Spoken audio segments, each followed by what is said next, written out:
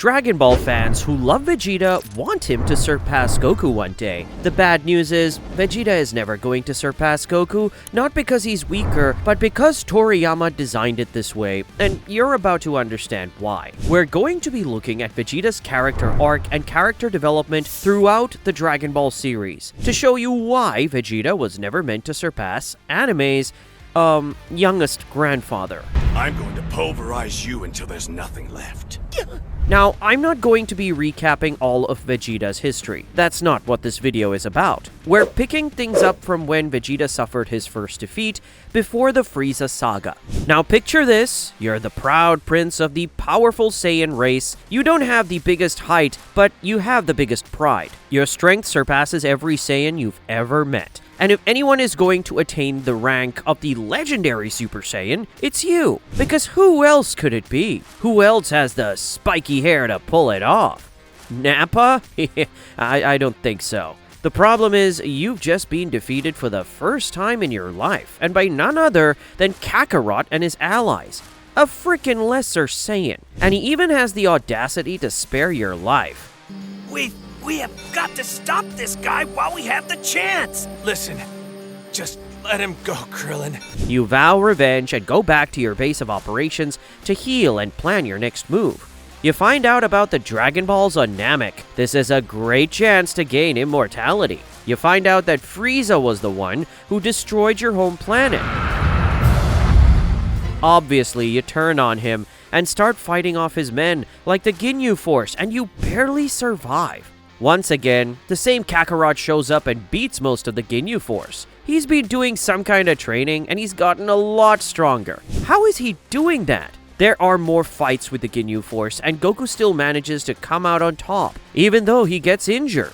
But you know Frieza is not going to take this defeat sitting down. So you team up with Goku and his allies. You rest for a little bit to regain your strength for the coming battle. You wake up to see that Goku's men are using the Dragon Balls and squandering wishes. You force them to use their last wish to give you immortality, but just as you're about to get what you want, the dragon disappears.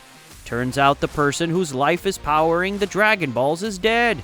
Wow, you can't catch a break. But this is where things take a turn for the worse. Frieza arrives and he's out for blood. You're terrified, but you manage to hold your own for a little bit. Frieza transforms, and he beats the crap out of you. This wouldn't be happening if you had gotten that immortality wish. Damn! Frieza beats both Gohan and Krillin, and even goads you into trying to save them. But you're too scared to help. You try to think of your next plan, and you don't believe your eyes when Piccolo shows up and tries to fight Frieza. It's Piccolo! Sorry to keep you waiting. This is Piccolo? Frickin' Nappa was enough to wipe the floor with this guy. But to your surprise, Piccolo holds his own against Frieza, because he's fused with the Namekian warrior Nail. Piccolo is strong enough to force Frieza to transform into his third form. After another near-death experience and some healing, you grow more powerful. But by this time, Frieza has transformed into his true form and kicks everyone's ass, including yours. He even kills Dende to make sure you guys have no way to heal yourselves. You declare yourself a Super Saiyan and try everything to take down Frieza. You even fire a massive burst cannon, but Frieza still comes out unharmed. It finally dawns on you that you really are outmatched. The great, strong prince of the planet Vegeta, the pinnacle of what Saiyan strength should be, can't defeat the man who killed his people. So you cry. This is the first time the proud Saiyan Prince has ever known what it is to feel helpless. Yeah, that was one of those parts that was really hard to watch. But even with your tears, Frieza still pummels you. He literally holds you from the back and says, "Clench your teeth, I'm going in," and then proceeds to crack your back. But just when you think all is lost, frickin' Kakarot shows up, and once again, he feels stronger than ever. You start talking trash, so Frieza fires a beam at you that kills you. It wouldn't be the last time you died. In your last moments, you tell your sad backstory to Goku and encourage him to avenge your race, because you realize if anyone can do what you couldn't do, it's Kakarot. Plus, you have a change of heart and finally see the light, I guess. You decide to stop chasing immortality, which is fun because you're already dying. And then you die. Isn't that nice? But the battle isn't over because while you were in, I don't know, Saiyan Hell, Goku not only beats the Xenomorph out of Frieza, he transforms into Super Saiyan. Also, you're alive again, thanks to the power of the Dragon Balls. And that's when you're told that Goku did go Super Saiyan, and he's the one who beat Frieza. It's hard to believe that the same Saiyan, whom Raditz called a weakling, is the same guy who became the legendary Super Saiyan and avenged your people. It wasn't you after all. So you make a sweeping declaration, you're going to get much stronger and have a rematch with Goku one day. This is a very important moment for your character because this is where you learn that true strength doesn't come from titles or pride.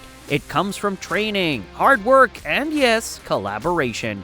You learned this from Goku. This sends you on a journey of getting stronger as you live on Earth. It's a little debasing from time to time, but you get used to it. You even meet a future version of your son, Trunks, who heralds the android saga. You start smashing booties with Bulma and give birth to the said Trunks. You get ready for the battle with the androids. You train as you've never trained before. And when Android 19 and 20 show up, Kakarot gets decommissioned from battle due to heartbreak. So you have to step up and show these robots who's boss. So you transform into Super Saiyan, surprising everyone. Did they really think you were just going to let Goku surpass you? You knock the bolts out of the androids easily. This ends up bringing the emergence of the twin androids 17 and 18, and those guys even bring the big android 16 into the mix. You go head to head with these androids, but even with your Super Saiyan form, the androids also defeat you, like it wasn't even close. How is this possible? A Super Saiyan foiled by humanoid robots? So once again, you have to get stronger along with everyone else who recognizes the strength of the androids. But unknown to everyone, Cell, the most powerful bio-android of all of them, shows up and he's a menace with a capital M. It's decided that training will occur in the hyperbolic time chamber where you and future Trunks will train for 1 year condensed into a day. You do that, and by the time you get out, you have achieved a new level of Super Saiyan, the Super Saiyan 2nd grade, which gives you more mass, but less speed. And then Goku and Gohan go into their chamber for their training. Meanwhile, Cell is busy absorbing androids and growing in strength. He's become semi-perfect Cell. While Cell is looking for Android 18 to absorb, you show up and immediately start whooping the chromosomes out of Cell. It was awesome. The bio-android was no match for the SS 2nd grade and literally started begging for mercy, telling you to let him get stronger so he could make the fight interesting.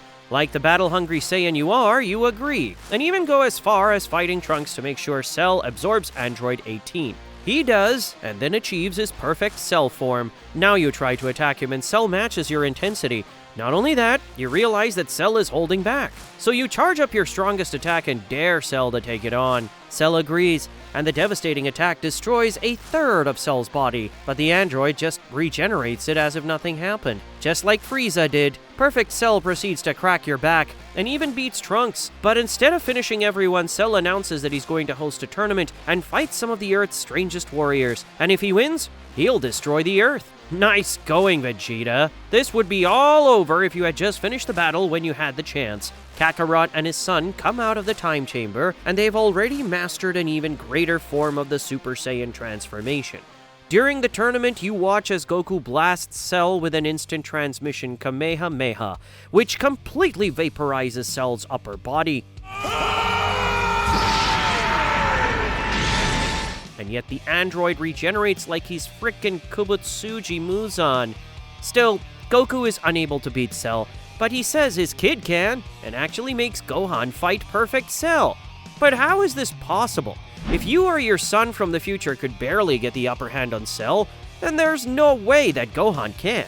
Gohan gets into the ring, and true to your prediction, Cell wipes the floor with him. Goku keeps talking about Gohan's latent abilities, but it's not until Gohan watches Cell kill Android 16 that he finally awakens Super Saiyan 2. And then boom, he starts making light work of Cell, even going as far as making Cell throw up Android 18. You cannot believe your eyes. Now he's semi-perfect Cell again, so the android initiates self-destruct as a last resort, and Kakarot uses instant transmission to teleport Cell to King Kai's world. Cell detonates and destroys everything. Somehow, Cell survives and returns to Earth as Super Perfect Cell. There, he starts laying out the Z Fighters, and he even kills Trunks with a powerful beam.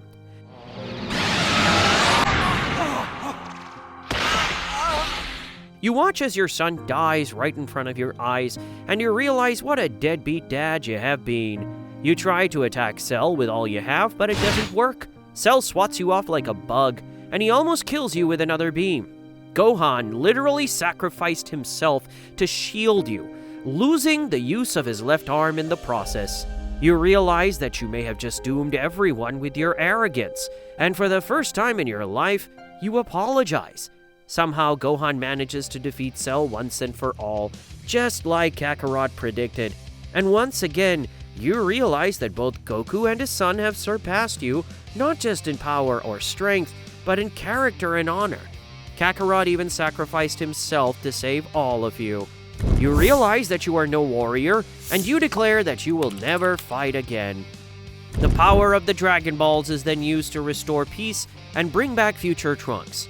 You know that you're kinda responsible for everything that happened, so you decide to change your ways and become a better person. You marry Bulma and actually start being there for your family. 7 years pass and you focus on training yourself and training your son Trunks to surpass Goku's son, Goten. You're also mad at Gohan for abandoning his training. The new martial arts tournament comes around, and a dead Kakarot comes back to Earth for a day, and it's obvious that he's grown in strength. Something goes wrong. Babidi takes control of your mind with his weird space magic and turns you into Majin Vegeta. But instead of destroying everyone as he asked you to, you tell him that you only want to fight Kakarot.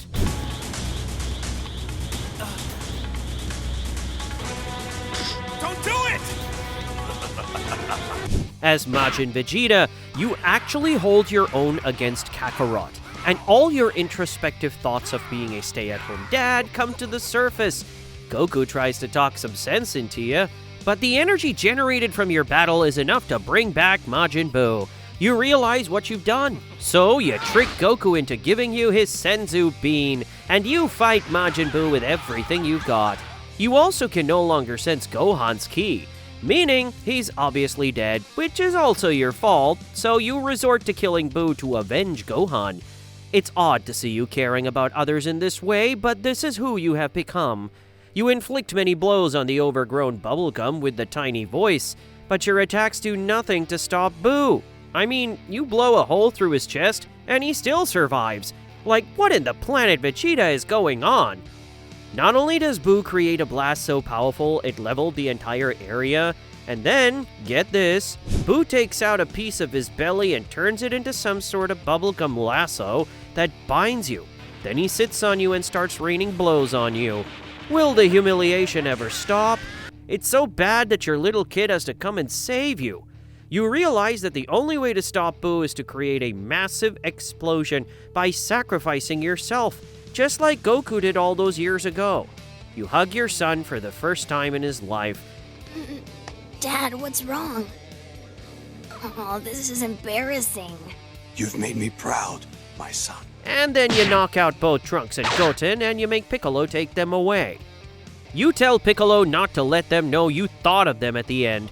Even now, even in your final seconds, you can't bring yourself to say it directly. In a heroic blaze of glory, you sacrifice yourself in a massive explosion that kills you as you think about your family.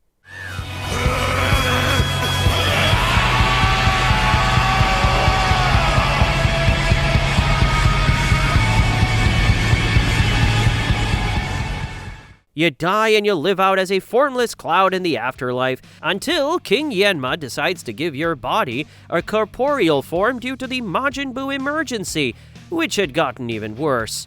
Buu has eliminated most of humanity.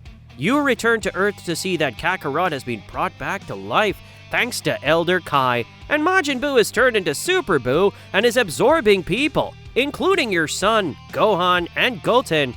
He's also turned Bulma and the others into chocolate. Kakarot gets the Potara earrings and asks you to fuse with him. You get mad because you realize that Goku was holding back when he fought against you earlier, but you see no other way to save everyone, so you agree to fuse with Goku, even if it means being joined together forever. The fusion turns you and Goku into Vegito. As Vegito, you notice that you're powerful enough to destroy Super Buu. But you can't, because that would mean killing everyone he absorbed.